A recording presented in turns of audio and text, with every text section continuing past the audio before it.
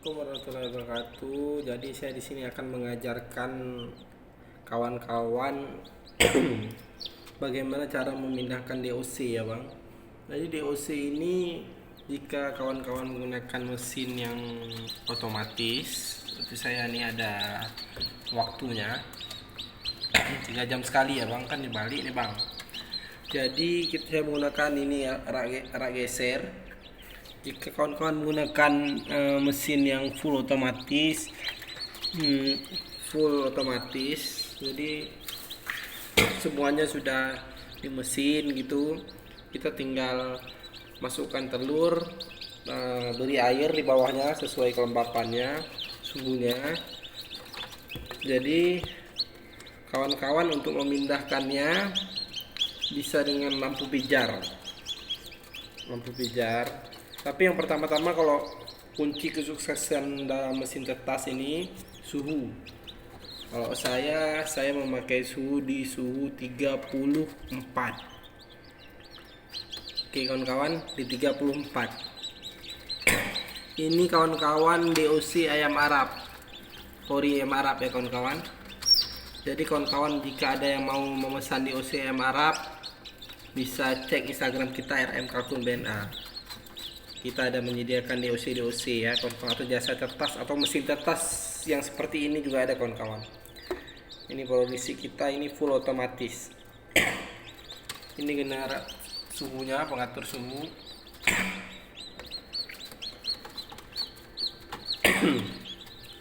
Ini kawan-kawan, ini hasil dari mesin tetas kita ya kawan-kawan. Ini sebentar lagi dia mau menetas nih kawan-kawan. Ya kalau sudah begini jangan diapa-apakan ya kawan-kawan. Ya, oh ini sebentar lagi mau menetas, seperti yang lain ini udah menetas. Jadi cara memindahkan DOC nya setelah bulu si ayam ini kering. Ini kan belum kering nih kawan-kawan. Jadi ketika udah kering seperti ini sudah bisa dipindahkan ke kandang box. Jadi kandang box itu sistemnya tertutup, disediakan lampu di dalamnya, lampu pijar seperti ini ya kawan-kawan, lampu kuning.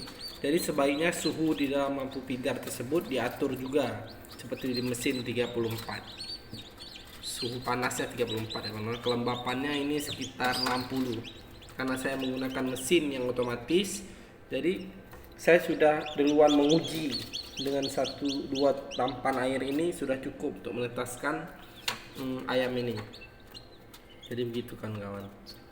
Ini telurnya sebelum masuk ke dalam mesin, sebaiknya telur ini dikumpulkan dalam waktu kurang dari 3 hari di kondisi di dalam ruangan menyimpannya. Setelah dikumpulkan dalam 3 hari, sebaiknya langsung dimasukkan ke mesin. Setelah 3 hari kemudian disenter ya kawan-kawan. Jadi kalau di mesin kita ini ada menyediakan senternya nih kawan-kawan nih, senter telur. Jadi kita ada 1 paket ya kawan-kawan. Udah. Jadi disediakannya senter telur. Setelah 3 hari di dalam mesin, digunakan senter telur untuk melihat fertil atau infertilnya. Jika tidak fertil, maka telur itu masih bisa dikonsumsi.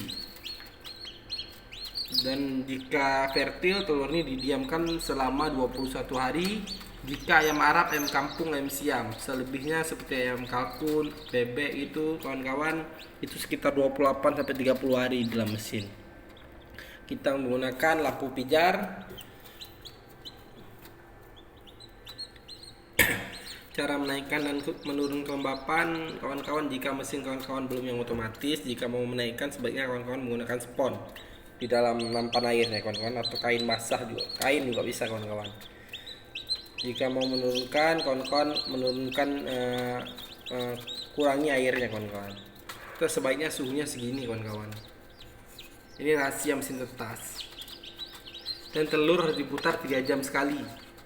3 jam sekali harus diputar agar keberhasilannya bagus gitu kawan-kawan kan. Kurang dari ini mungkin kurang baik kawan-kawan. Itu sih kawan-kawan saran dari saya. Ini hasilnya kawan-kawan.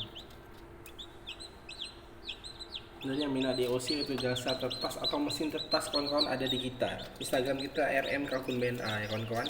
Lokasi kita di Banda Aceh Batok.